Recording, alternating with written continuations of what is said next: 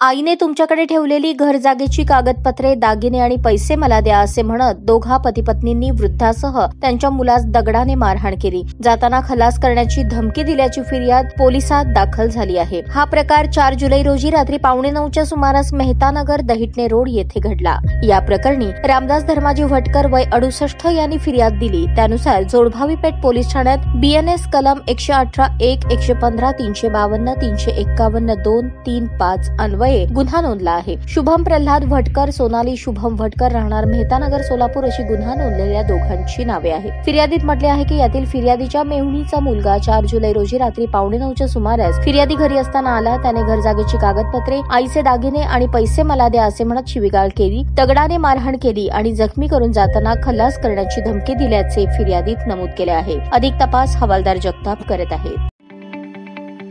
ताज्या बातम्या पाहण्यासाठी प्राईम महाराष्ट्र न्यूज चॅनलला सबस्क्राईब करा.